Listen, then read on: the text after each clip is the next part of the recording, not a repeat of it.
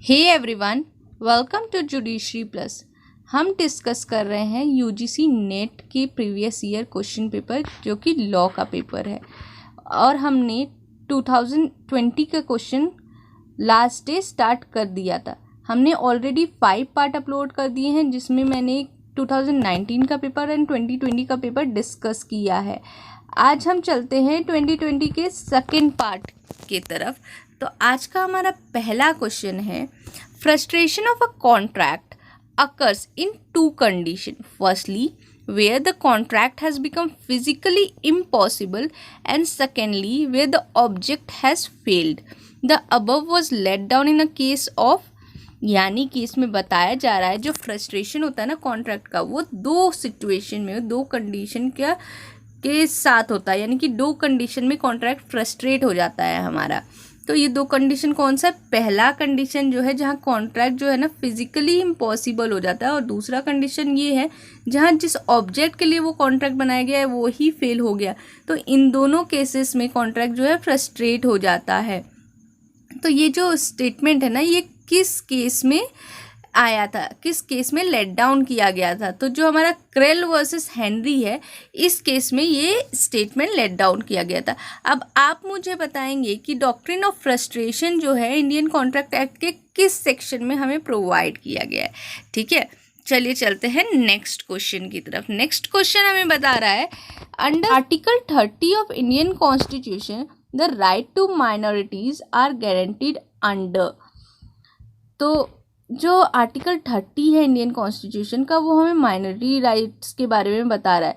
तो जो right to minorities है वो गारंटीड क्या क्या किए गए हैं इसके अंदर। तो यहाँ हमें 5 ऑप्शन दिए गए हैं, ABCDE, और फिर हमें नीचे चूज़ करना है कि करेक्ट ऑप्शन क्या है। ठीक है, तो चलिए हम देखते हैं कि क्या है। तो पहला जो हमारा A पॉइंट है वो है, the right is guarantee to religious minority only. This is not correct, क्योंकि रिलीजियस और लैंग्विस्टिक दोनों माइनॉरिटीज़ को राइट गारंटी की गई है, राइट टू माइनॉरिटीज़ वाली। ठीक है, अंडर सेक्शन 30। तो this is not correct. Then second one जो B पॉइंट है वो हमें बता रहा है, right is guaranteed for linguistic and religious minorities. So this is correct, क्योंकि यहाँ लिंग्विस्टिक और रिलीजियस दोनों माइनॉरिटीज़ के बारे में बात की गई है। देन हमारा नेक्स्ट पॉइंट है, point number C, right is given only to administer the educational institution। तो ऐसा नहीं है कि सिर्फ आप एजुकेशनल इंस्टीट्यूशन को एडमिनिस्टर करने के लिए ही राइट दे रहे हो माइनॉरिटीज़ को। ठीक है, तो this is not correct. Then D option है, right is given to minorities to establish and administer educational institution. तो दिस इज़ करेक्ट। इस्टेब्लिश भी कर सकते हैं और एडमिनिस्टर भी कर सकते हैं, सिर्फ एडमिनिस्टर नहीं कर सकते। तो ठीक है, यानी कि D भी करेक्ट है। देन लास्ट है हमारा E point, the state is prohibited from making discrimination in the matter of grant of aid to any educational institution on the ground that it is managed by religious minorities और linguistic minorities. यानी कि जो है state जो है वो prohibited है, उसको रोका जाता है कि वो डिस्क्रिमिनेशन ना करे किसी भी मैटर पे जो कि एड ग्रांट करने के लिए जो मैटर है। ठीक है, और वो एड किसको ग्रांट कर रहे हैं? किसी एजुकेशनल इंस्टीट्यूशन को। ठीक है, इस ग्राउंड पे कि वो एक रिलीजियस या लैंग्विस्टिक माइनॉरिटी के द्वारा मैनेज किया जा रहा है। तो this is also correct. State prohibit नहीं कर सकता या डिस्क्रिमिनेशन नहीं कर सकता एड देने वक्त कि ये किसी माइनॉरिटीज़ के द्वारा मैनेज किया गया है या एडमिनिस्टर किया गया है, तो ये इसके बेसिस पे डिस्क्रिमिनेशन नहीं हो सकता है। तो यहाँ हमारा कौन कौन सा ऑप्शन करेक्ट हो जाएगा? यहाँ हमारा B, D and E option are correct. So therefore option number 3 जो है वो हमारा करेक्ट हो जाएगा। ठीक है, फिर हम आते हैं अपने नेक्स्ट क्वेश्चन की तरफ जो हमें बता रहा है, read the statements about rule of law. अब रूल ऑफ लॉ के रिगार्डिंग कुछ स्टेटमेंट दिए गए हैं, उनमें से हमें देखना है कि करेक्ट स्टेटमेंट कौन सा है। तो फर्स्ट स्टेटमेंट जो है A नंबर, वो हमें बता रहा है, rule of law is an important and fundamental pillar of a liberal and substantive democracy. तो ये जो रूल ऑफ लॉ है एक इम्पॉर्टेंट या और क्या है, फंडामेंटल पिलर है किसी लिबरल या सब्सटैंटिव डेमोक्रेसी के लिए। तो ये बिल्कुल करेक्ट है। रूल ऑफ लॉ एक इम्पॉर्टेंट और फंडामेंटल पिलर है, ठीक है, डेमोक्रेसी के लिए। देन सेकेंड पॉइंट जो है हमारा, rule of law is not merely public order, the rule of law is social justice based on public order. तो दिस इज ऑल्सो करेक्ट कि रूल ऑफ लॉ जो है ना वो सिर्फ हमारा पब्लिक ऑर्डर नहीं है, बल्कि रूल ऑफ लॉ जो है वो सोशल जस्टिस भी है, जो कि पब्लिक ऑर्डर पे बेस्ड होती है। देन हमारा सी ऑप्शन है, the substantive rule of law is a rule of proper law which balance the need of society and the individual. तो दिस इज ऑल्सो करेक्ट कि जो सब्सटैंटिव रूल ऑफ लॉ है ना वो एक प्रॉपर लॉ है और वो बैलेंस करता है सोसाइटी की नीड इंडिविजुअल की नीड से। ठीक है, तो ये तीनों ए बी सी हमारा तीनों का तीनों करेक्ट है। देन जो हमारा डी पॉइंट है वो बता रहा है, substantive and liberal democracy is based solely on formal democracy. तो दिस इज नॉट करेक्ट। ठीक है, ये हमारा सही नहीं है। तो हमारा ए बी एंड सी सही है, तो हमारा ऑप्शन नंबर 1 जो है वो करेक्ट हो जाएगा।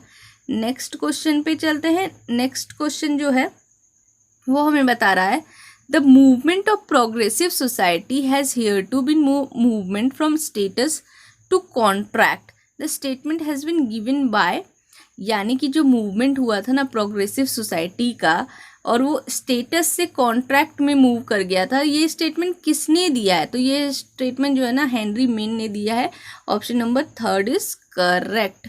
नाउ सेकेंड नेक्स्ट क्वेश्चन जो है हमारा वो है, in which case the supreme court held that the preamble does form part of constitution. तो कौन से केस में ये हेल्ड हुआ था कि प्रीएम्बल जो है ना कॉन्स्टिट्यूशन का पार्ट है?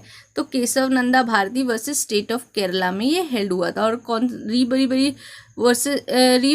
बैरोबरी union versus exchange of enclave में हुआ था कि this is not a part of constitution, preamble is not part of constitution. ठीक है, और चलिए नेक्स्ट क्वेश्चन की तरफ चलते हैं।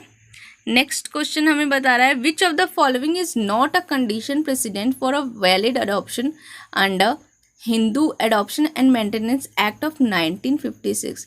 यानी कि इसमें बताया जा रहा है कि कौन सा जो है ना कंडीशन प्रेसिडेंस नहीं है किसी वैलिड अडॉप्शन के लिए। यानी कि एडॉप्शन लेने के लिए कोई कंडीशन जो फुलफिल करनी है ना एडॉप्शन लेने से पहले, वो हो गया हमारा कंडीशन प्रेसिडेंट। तो इनमें से कौन सा जो है ना हमारा कंडीशन प्रेसिडेंट नहीं है? तो हमें ये नेगेटिव क्वेश्चन है, याद रखिएगा, नहीं है, नहीं है। ठीक है, नेगेटिव क्वेश्चन है। जब भी नॉट रहे ना तो पहले उसको सर्कल कर लीजिए ताकि आप कंफ्यूज ना हो। तो सबसे पहला जो ऑप्शन है हमारा, adopter must have capacity and right to take in adoption. ठीक है, एडॉप्टर जो है ना उसके पास कैपेसिटी होगी और राइट भी होगा कि वो एडॉप्ट करे। ठीक है, तो ये जो ऑप्शन है ये हमारा बिल्कुल सही ऑप्शन है। तो यहाँ जो पूछा गया है नॉट अ कंडीशन प्रेसिडेंट, तो ये कंडीशन प्रेसिडेंट है कि एडॉप्टर को जो है कैपेसिटी होनी चाहिए एडॉप्ट करने की। देन सेकेंड ऑप्शन जो है हमारा वो है, the child must be eligible for adoption, child भी एलिजिबल होना चाहिए, this is also condition president. तो मतलब उसको मिनिमम जो है 21 ईयर्स का एज गैप होना चाहिए जो अडॉप्ट कर रहा है, अगर सिंगल पेरेंट्स है तो नहीं, और अगर 15 ईयर्स से एज से ज़्यादा है तो अडॉप्ट नहीं कर सकते। तो ये सब कुछ कंडीशन प्रेसिडेंस है जो कि हमें फॉलो करनी पड़ती है अडॉप्शन लेने से पहले, Hindu adoption and maintenance act of 1956 के अंदर। ठीक है, फिर थर्ड ऑप्शन जो है, the giver must have capacity and right to give in adoption, तो this is not the condition precedent. And last option is दत्ता होमम इज मैंडेटरी, तो ये दत्ता होमम जो था वो पहले मैंडेटरी था but now it is optional. तो हमारा जो C and D option number third जो है ये जो है हमारा राइट ऑप्शन हो जाएगा क्योंकि ये कंडीशन प्रेसिडेंट नहीं है।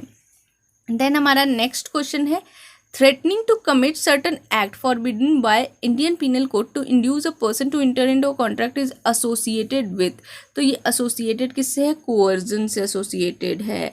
अगर कोई एक्ट आप करवाते हैं किसी पर्सन से, उसको वैसा एक्ट जो कि इंडियन पीनल कोड में जो फॉरबिडन है और उस पर्सन को आप इंड्यूस करके कराते हो तो वो क्या माना जाएगा? वो कॉन्ट्रैक्ट कैसे है? वो कोअर्जन के अंदर वो कॉन्ट्रैक्ट में एंटर किया गया है। ठीक है, नेक्स्ट क्वेश्चन पे चलते हैं। नेक्स्ट क्वेश्चन जो है हमारा वो बोल रहा है, where does vicarious liability generally arise from, तो वाइकेरियस लाइबिलिटी जो होती है ना वो जनरली कैसे अराइज करती है, तो ए है अ कॉन्ट्रैक्ट ऑफ सर्विस, ठीक है, बी है ए है a contract of service, B है ए कॉन्ट्रैक्ट फॉर सर्विस, ठीक है, ऑफ और फॉर का डिफरेंस है ए और बी में। सी ऑप्शन है हमारा a contract of service as well as contract for service, यानी कि of service and for service दोनों है इसमें। एंड डी ऑप्शन है रॉन्गफुल एक्ट ऑफ सर्वेंट, ठीक है। अब इसमें पूछ रहा है कि करेक्ट आंसर कौन सा है इन सारे ऑप्शंस में, तो अब यहाँ बताया जा रहा है वाइकेरियस लाइबिलिटी जो है वो कैसे अराइज होती है, जनरली अराइज कैसे होती है, तो जो है ये कॉन्ट्रैक्ट ऑफ सर्विस से होती है और ये जो है एक रॉन्गफुल एक्ट से होती है सर्वेंट की, यानी कि अगर सर्वेंट ने कोई रॉन्गफुल एक्ट किया हो तो मास्टर उसके लिए लायबल हो जाता है, ठीक है। और अगर कोई कॉन्ट्रैक्ट है सर्विस कॉन्ट्रैक्ट के अंदर अगर किसी पर्सन ने जो है कोई एक्ट किया तो उसके लिए फिर प्रिंसिपल लायबल हो जाएगा, वाइकेरियसली लायबल हो जाएगा, ठीक है। जैसे एम्प्लॉयर एम्प्लॉय का रिलेशनशिप होता है उसमें भी जो एम्प्लॉयर है वो एम्प्लॉय के एक्ट के लिए वाइकेरियस लायबल हो जाएगा। याद रखिएगा कॉन्ट्रैक्ट ऑफ सर्विस में, नॉट फॉर सर्विस में, ठीक है। तो हमारा जो है ए एंड डी ऑप्शन हो जाएगा, ऑप्शन नंबर 1 जो है करेक्ट हो जाएगा।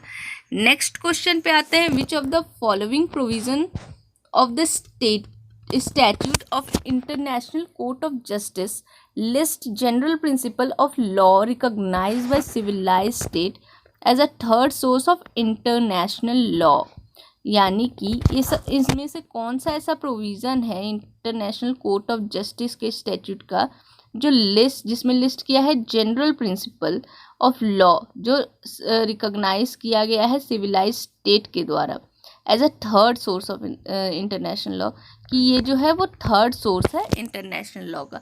तो आर्टिकल 38 का जो पैरा नंबर 1 का क्लॉज सी है ना वो हमें बता रहा है, ठीक है, कि जनरल प्रिंसिपल लॉ जो है जो रिकॉग्नाइज किया जाता है सिविलाइज स्टेट के द्वारा वो थर्ड सोर्स है इंटरनेशनल लॉ का। तो article 38 para 1 clause C is right option. Next question है हमारा, a party who suffers loss as a result of breach of contract can in usual course claim, यानी कि एक पार्टी जो कि लॉस सफ़र कर रहा है किसके कारण, ब्रीच ऑफ कॉन्ट्रैक्ट के कारण उसको लॉस हो रहा है इन यूजुअल कोर्स क्लेम, ठीक है।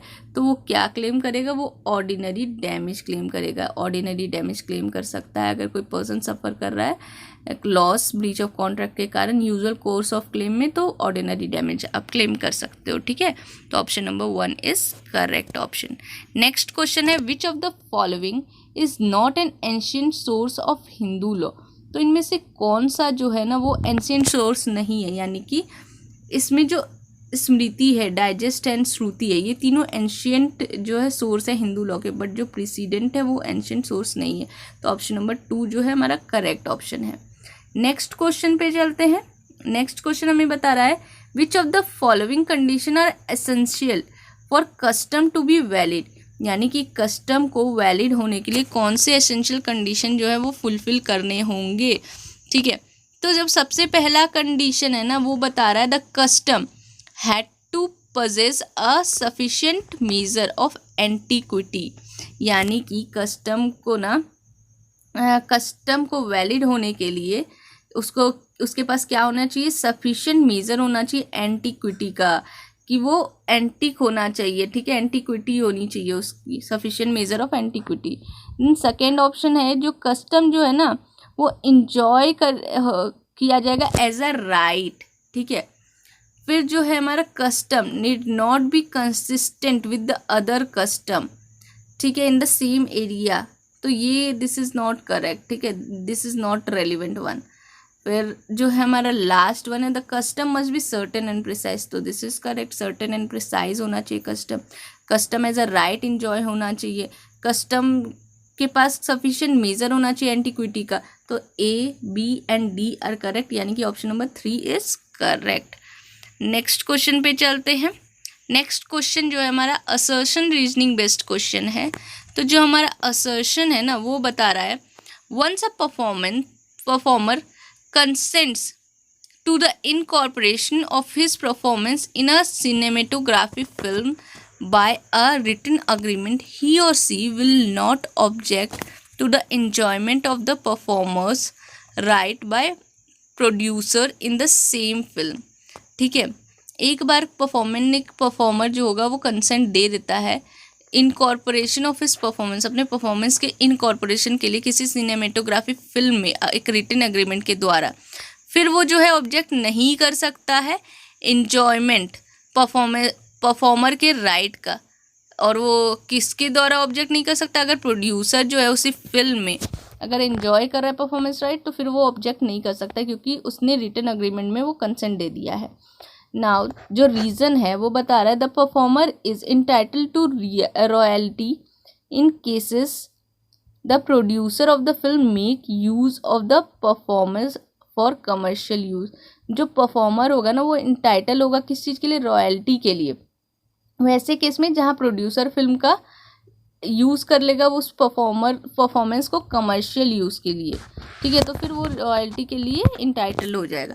तो यहाँ जो दोनों स्टेटमेंट दे दिए गए हैं ना, दोनों स्टेटमेंट जो है वो करेक्ट है, लेकिन जो रीजनिंग है ना वो रीजनिंग जो है ना वो असर्शन को एक्सप्लेन नहीं कर रहा है। तो यानी कि ऑप्शन नंबर 2 यहाँ हमारा करेक्ट हो जाएगा। नेक्स्ट क्वेश्चन की तरफ चल रहे हैं। According to whom is it law of टॉट और नॉट लॉ ऑफ टॉट्स? तो किसके हिसाब से लॉ ऑफ टॉट है और ना लॉ ऑफ टॉट्स है? लॉ ऑफ टॉट राइट है ना कि लॉ ऑफ टॉट्स। तो ये विनफील्ड के हिसाब से लॉ ऑफ टॉट राइट है और लॉ ऑफ टॉट्स राइट नहीं है। बट सैलमंड जो थे हमारे, सैलमंड बोलते थे it is law of torts not law of टॉट, ठीक है। सैलमन जो थे ये लॉ ऑफ टॉट्स के सपोर्टर थे, विनफील्ड जो थे ये लॉ ऑफ टॉट के सपोर्टर थे, ठीक है, याद रखिएगा। नेक्स्ट क्वेश्चन पे चलते हैं। The word international law were used for the first time by which of the following eminent jurist? यानी कि जो वर्ड इंटरनेशनल लॉ है ना, इसको फर्स्ट टाइम किस जूरिस्ट ने यूज़ किया था? तो जो हमारे जर्मी बेंथम थे ना, इन्होंने यूज़ किया था word international law first time, ठीक है। तो हमारा Jeremy Bentham is correct option. Next जो है हमारा क्वेश्चन, ये लिस्ट मैच करना है, तो लिस्ट 1 और लिस्ट 2 हम देख लेते हैं क्या है। तो सबसे पहला जो है ना, इसमें बता रहा है डेफिनेशन ऑफ परमानेंट लोक अदालत जो है वो किस में दे रखा है? तो ये जो है हमारा ये 22A सेक्शन नंबर 22A में दे रखा है डेफिनेशन ऑफ लोक अदालत के बारे में, ठीक है। फिर इस्टेब्लिशमेंट ऑफ परमानेंट लोक अदालत जो है वो 22B में दिया है इस्टेब्लिशमेंट के बारे में। फिर कॉग्निजेंस जो है परमानेंट लोक अदालत का वो है 22C में, यहाँ कॉग्निजेंस भी C से है एंड 22C से याद रहेगा। अवार्ड जो है परमानेंट लोक अदालत का वो 22E में है, ठीक है, तो ये याद रखिएगा। तो ऑप्शन नंबर 4 जो है हमारा करेक्ट ऑप्शन हो जाएगा, ठीक है। तो नेक्स्ट क्वेश्चन की तरफ चलते हैं। ये हमारा आज का थर्ड लास्ट क्वेश्चन है। Arrange the following in chronological order as stated in the motor vehicle act of 1988। यानी कि इसको क्रोनोलॉजिकल ऑर्डर में हमें जो है इसको अरेंज करना है।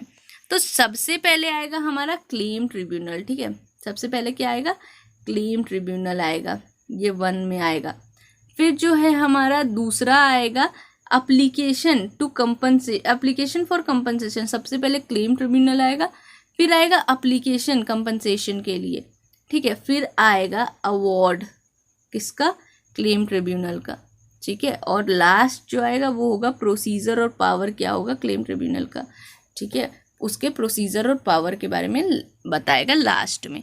सबसे पहले क्लेम ट्रिब्यूनल, फिर एप्लीकेशन कंपनसेशन के लिए, फिर उसका अवार्ड क्लेम ट्रिब्यूनल का, फिर प्रोसीजर और पावर क्लेम ट्रिब्यूनल का, ठीक है। अब नेक्स्ट क्वेश्चन है हमारा, the chairman of national human right commission shall be. तो जो चेयरमैन होगा ना नेशनल ह्यूमन राइट कमीशन का, उसकी क्वालिफिकेशन क्या होनी चाहिए? जज होना चाहिए वो सुप्रीम कोर्ट का, ठीक है, वो जज होना चाहिए। लेकिन अगर वो जज होगा तो चीफ जस्टिस जो होता है ना सुप्रीम कोर्ट, उनके पास भी सेम क्वालिफिकेशन होती है एज अ जो जज के पास होती है सुप्रीम कोर्ट का। यानी कि ऑप्शन नंबर 1 और 3 दोनों ही करेक्ट है यहाँ पे, ठीक है। नेशनल ह्यूमन राइट कमीशन के लिए कौन कौन एलिजिबल है? Chief justice of supreme court और जजेस of supreme court. Next question जो मैचिंग बेस्ड है, ठीक है, ये हमें बता रहा है कि जो परफॉर्मर है वो कॉपीराइट एक्ट के 1957 के कौन से जो है प्रोविज़न के अंदर आता है, ठीक है। तो परफॉर्मर जो है ना वो 2QQ के अंदर आता है। परफॉर्मर किसके अंदर आता है? 2QQ, section number 2QQ। फिर जो परफॉर्मर्स राइट है वो सेक्शन नंबर 38 में आता है। देन हमारा परफॉर्मेंस जो है ना वो आता है 2Q में।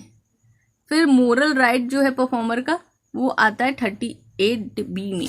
मोरल राइट जो है परफॉर्मर का वो किस में आता है? 38B में। यानी कि option number 4 is correct. Performance 2QQ section number, performer right 2Q, performers right हो गया हमारा 38, परफॉर्मेंस हो गया 2Q और मोरल राइट ऑफ परफॉर्मर हो गया 38B, ठीक है, ऑप्शन नंबर 4। फिर हम आते हैं अपने लास्ट क्वेश्चन की तरफ। आज का हमारा ये लास्ट क्वेश्चन है। Which of the following statement describe the relationship between law and morality among non positive legal theorist. तो इसमें क्या बोल रहा है? इसमें से कौन से स्टेटमेंट हैं जो डिस्क्राइब करता है रिलेशनशिप किसके बीच में? लॉ एंड मोरालिटी के बीच में, ठीक है, among non positive legal theorist के अमॉन्ग, ठीक है। तो लॉ एंड मोरालिटी में रिलेशनशिप कौन डिस्क्राइब करता है? तो यहाँ बता रहा है मोरालिटी जो है ना हमेशा generally in advance of law. Morality जो है ना लॉ से पहले आती है। अर्लियर टाइम में लॉ एंड मोरालिटी को सेम चीज़ मानी जाती थी, but now it is different. But morality को पहले माना जाता है, देन लॉ को माना जाता है, ठीक है। और ये किस में पॉपुलर है? नॉन पॉजिटिव लीगल थियरिस्ट में, ठीक है, लॉ और मोरालिटी का डिफरेंस। तो ये हो गए हमारे आज के question. Hope you are like this videos और ये पूरी सीरीज़ आपको अच्छी लग रही होगी। तो अगर आपको अच्छी लग रही है, अगर आपके लिए हेल्पफुल है तो मुझे कमेंट सेक्शन में कमेंट करके बताएं कि आपके लिए अगर हेल्पफुल है। और अगर आप कुछ और भी चाहते हैं हेल्प में से UGC नेट के एग्ज़ाम के लिए, तो आप मुझे कमेंट सेक्शन में कमेंट करके बता सकते हैं। सो this is all for today. I am signing off today's session. Thank you.